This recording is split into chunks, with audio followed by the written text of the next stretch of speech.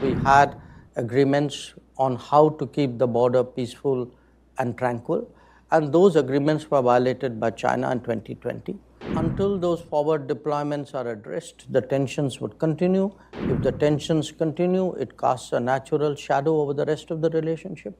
So our relationship hasn't been great for the last 4 years. Since you mentioned trade, it does make me think of China and the complex relationship that India and China have. I note that just recently China surpassed every other country in its trade relationship with India, and yet tensions with China persist. And I would love to hear how you see the strategic picture with respect to China and what India is trying to achieve in its relationship with China.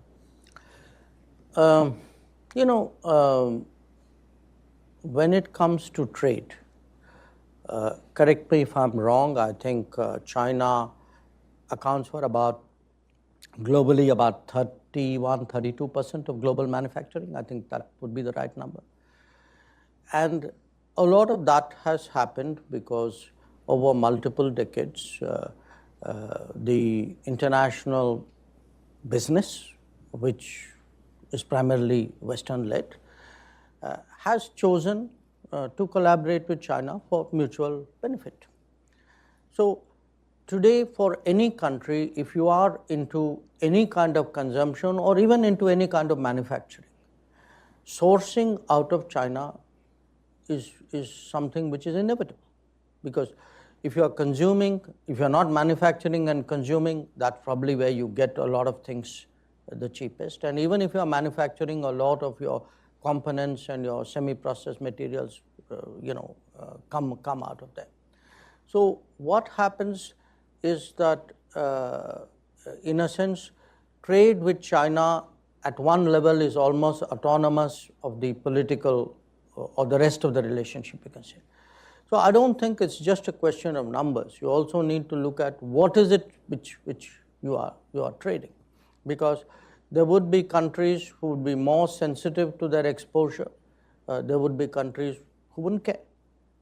So I think for us today, because we were earlier on digital, on technology, we are very sensitive to our data flows. It's often, to me, a little perplexing that people debate so deeply how the data must be secured at home, but are less concerned about what happens when the data leaves your borders. So in a much more data-sensitive world, in a much more technology-sensitive world, I think it's important to look at what your exposures are, how do you mitigate it, how do you balance it, how do you diminish the risks. Separately from that, in terms of our own relationship with China, I think it's a long story, but the short version is that we had agreements on how to keep the border peaceful and tranquil, and those agreements were violated by China in 2020.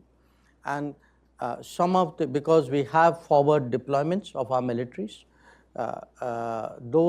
there are resulting tensions.